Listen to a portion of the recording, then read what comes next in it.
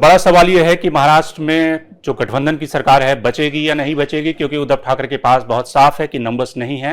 हमारे साथ हैं नाना पटोले। पटोले साहब, जो स्थिति है उसमें क्या लगता है कि सरकार बचने की संभावना है, या फिर आप लोग पहले ही क्यों नहीं किनारा कर लेते, क्योंकि इज्जत बचानी है, नंबर्स तो है नहीं उद्धव ठाकरे के पास।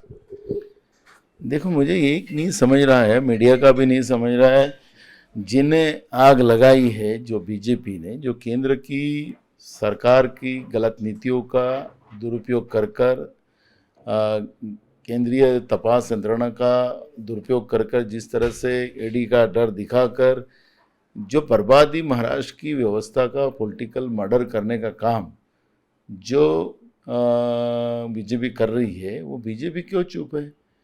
मुझे लगता है कि जो आंकड़े की बात आप करते हो, ठीक है, 40 लोग उनके पास हो गए, ऐसा आपका कहना है, तो वह बीजेपी के पास 110 है और 40 150 हो गए, 145 का आंकड़ा चाहिए।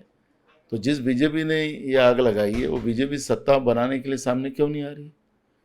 एक सिंपल लाइन है, एक तो दम है उनके इसमें बीजेपी में, तो वो नो कॉन्फिडेंस लेके आए। आखिरी ये जो महाभारत जो महाराष्ट्र में चल रहा है, वो केंद्र के बीजेपी के मोदी के सरकार के इशारे पे चल रहा है। महाराष्ट्र में महाविकास आघाड़ी आज भी मजबूत है, कल भी मजबूत रहेगी। महाविकास आघाड़ी को दम है बीजेपी ने, तो नो कॉन्फिडेंस लेके आना चाहिए, बहुमत उद्धव ठाकरे की सरकार दिखा देंगे। तो आपको क्या लगता है कि बीजेपी ऐसा क्यों नहीं कर रही है? बीजेपी ये छुपा गेम कर रही है, क्योंकि जो अंधेरे की सरकार जो बनाई थी, और अंधेरे की सरकार के परिणाम उनको पता है, और उसके बाद में उनके जो कालिक उनके मुंह पे पोती गई लोकशाही का मर्डर करने के बाद, खून करने के बाद, अब वो नहीं चाहती कि, लेकिन जो सरकार महाराष्ट्र में जनहित के लिए बनी है, जो हमारी नेता सोनिया जी ने एक कॉमन मिनिमम प्रोग्राम देकर ये सरकार को बनाया है, और जनता के लिए काम करने वाली सरकार जो महाराष्ट्र में काम कर रही है, उसको रोकने के लिए और महाराष्ट्र की जनता का नुकसान करने के लिए बीजेपी ये खेल खेल रही है। लेकिन ये तो साफ है ना कि शिवसेना अपने विधायकों को काबू में नहीं रख सकी। बीजेपी तो बाद में आती है। कांग्रेस के विधायक अभी तक इंटैक्ट हैं, एनसीपी के विधायक इंटैक्ट हैं। मुझे लगता है कि मीडिया अंधा नहीं है।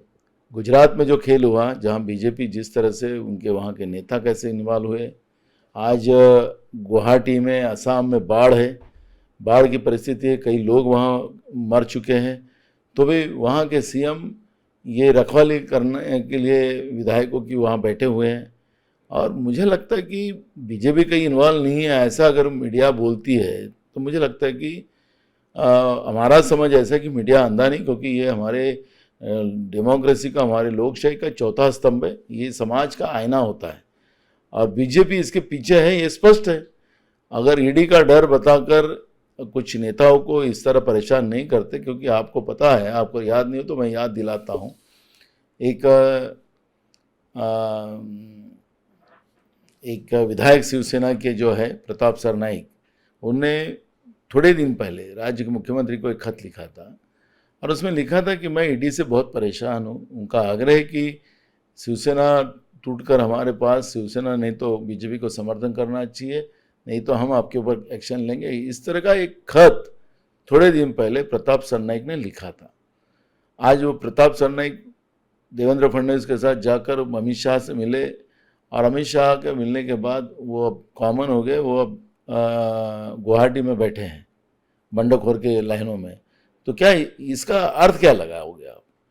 जो खेल बीजेपी सत्ता के लिए कुछ भी कर सकती है, जिसका कांग्रेस भुगत चुकी है, कर्नाटक है, मध्य प्रदेश है, अरुणाचल है, कम से कम 5 राज्यों में इस तरह का नंगा खेल, लोकशाही का खून करने का काम जो बीजेपी ने किया है, ये बात किसी को छुपी नहीं है। लेकिन महाराष्ट्र में हम महाविकास आघाड़ी के जो साथी लोग हैं, हम लोग पूरे इंटैंगल है, और जो भी है तो बीजेपी ने नो कॉन्फिडेंस लाना चाहिए, नहीं तो उनका ही गवर्नर है, और वही गवर्नर का जो यहाँ जो हाउस है वो बीजेपी का कार्यालय बन चुका है, तो उन्हें लेके आ जाना चाहिए, नोटिस इशू करना चाहिए कि मुख्यमंत्री ने विश्वासदर्शक जो ठहराव है उसके सामने आ जाना चाहिए। आप ये क्या डिमांड करेंगे कि जिस तरह से इस तरह की जो सिचुएशन है उसमें अगर ये इस सिचुएशन इवॉल्व होती है कि माइनस उद्धव शिवसेना के साथ, तो अगाड़ी के बाकी अलायंस पार्टनर रहेंगे? देखो, अगर वोट ऑफ कॉन्फिडेंस आता है तो हम आघाड़ी की सरकार के हम जो साथी लोग हैं हम पूरे साथ में रहेंगे और वहाँ पे हार होने का कोई कारण नहीं। अच्छा, ऐसा कैसे हुआ कि सरकार आपकी है, होम मिनिस्ट्री एनसीपी के पास में है, किसी को भनक नहीं मिली, 40 एमएलए रातों रात कूद फांद के सूरत चले गए, फिर वहां से गुवाहाटी चले गए, आपका इंटेलिजेंस कहाँ? सब सो रहे थे क्या? देखो, इसमें मंत्री भी थे, विधायक भी थे और एक ही दल के थे। उस दिन चुनाव हुआ और चुनाव की वजह से वो लोग पार्टी के लिए गए होंगे, कुछ अलग बैठने के लिए गए होंगे, ये स्वाभाविक है। अगर इस तरह से मंत्री दूसरे राज्य में जा रहे हैं तो क्या उसको कोई किसी को रोक नहीं सकता ना। और उसको कि ये उसी काम के लिए जब रात को ये सब बात पता चली तब सुबह ये बात खुलासा हुआ कि वो लोग ने बगावत कर ली है। लेकिन ये इंटेलिजेंस फेलियर नहीं है, कम से कम पॉलिटिकल इंटेलिजेंस फेलियर? देखो, मेरा एक नहीं समझ में आ रहा है कि जिस दल का मुख्यमंत्री इस राज्य में है उन्हीं के दल के मंत्री, उनके विधायक अगर बाजू के राज्य में मुश्किल से 2-2.5 घंटे के इस पे और चुनाव के बाद कहीं पार्टी उटी करने जा रहे हो, यही अंदाज लगा सकते हैं। उसके लिए पॉलिटिकल उसमें लैकुना है या हमारे गुप्तचर विभाग का लैकुना है, ऐसा कैसे बोल सकते हैं? तो आपको उद्धव ठाकरे के पार्ट पे कोई फेलियर नहीं नजर आता कि शिवसेना में कोई फेलियर नहीं है, एमएलए 40 चले गए? लेकिन देखो, मैं वो नहीं कह रहा हूँ, मैंने कहा ना ये महाभारत के पीछे बीजेपी है, ये तो वो तो साफ है। वो तो साफ है। बीजेपी क्यों सामने नहीं आ रही?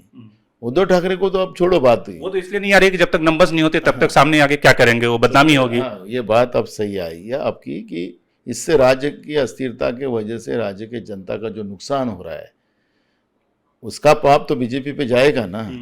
तो मेरा यही कहना है कि हम लोग तो विनती कर रहे हैं, हम लोग सोच रहे हैं कि ये जो राज्य में अस्थिरता बनी है ये जल्दी ख़त्म हो जाए, जो है दूध का पानी का पानी हो जाए। आए हाउस में आए और गवर्नर ने आगे आकर इस भूमिका को ले, राज्य में अस्थिरता चली तो गवर्नर क्या सोए हैं? क्यों नहीं उसके ऊपर उन लोग सामने आके बात करते हैं? मुख्यमंत्री को क्यों नहीं बुला रहे, क्यों नहीं अपोजिशन को बुला रहे? ये तो लोकतंत्र की भूमिका है, लेकिन बीजेपी को लोकतंत्र मान्य नहीं है, इसलिए गवर्नर चुपचाप बैठे हुए हैं। जब तक दिल्ली से फ़ोन आएगा नहीं, जब तक दिल्ली कुछ नहीं बोलेगी, जब तक ये शांति से बैठे हुए। और ये हमारे लोकतंत्र का मर्डर जो बार बार बीजेपी कर रही है, इनको इसके परिणाम भुगतने पड़े। आपकी नज़र में असली शिवसेना कौन है? एकनाथ शिंदे की, क्योंकि एमएलए उनके पास में है, या सिंबल जिनके पास में है? देखो, लोकतंत्र में मैं एक समझता हूँ कि जो विधायक दल होते हैं ये पार्टी नहीं होती, ये असेंबली या जब तक संसद है जब तक ही वो रहता है, पार्टी हमेशा चलती रहती है। पार्टी की मुखिया आज उद्धव ठाकरे हैं, अगर विधायक लेके गए तो पार्टी नहीं बनती, वो विधानसभा तक ही रहती हो। विधानसभा विसर्जित होगी तो विधायक नेता खत्म हो जाता है। तो नेता तो उद्धव ठाकरे ही है पार्टी के।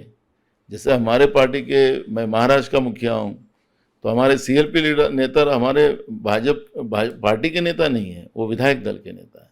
और हमारी नेता सोनिया गांधी है, वो हमारे पार्टी की प्रेसिडेंट है। तो आखिरी पार्टी होती है। आपके एमएलए तो इंटैक्ट है ना, या फिर अगली बीजेपी का निशाना कांग्रेस पे है? देखो, हमारे नेता राहुल गांधी को गए 4 दिन से जिस तरह से परेशान किया गया है, कल राहुल जी ने जिस तरह से देश को संबोधित किया, कार्यकर्ता को संबोधित किया, उससे हमारे कांग्रेस के विधायकों को एक हिम्मत आई और लड़ने की हिम्मत आई, और लड़ेंगे और बीजेपी की इस अत्याचारी व्यवस्था को हम ख़त्म करेंगे। ये मानस हमारे कांग्रेस के पूरे विधायक ने बनाया है और पूरे इंटेंगल हमारे 44 एमएलए हमारे साथ हैं। बहुत बहुत शुक्रिया नाना पटोले का। उनका कहना है कि जो फ्लोर टेस्ट होगा उसमें असली कहानी आएगी कि किसके पास नंबर्स हैं, लेकिन फिलहाल वो उद्धव ठाकरे के साथ जमकर खड़े हैं। शंकर निमेश, द प्रिंस, मुंबई।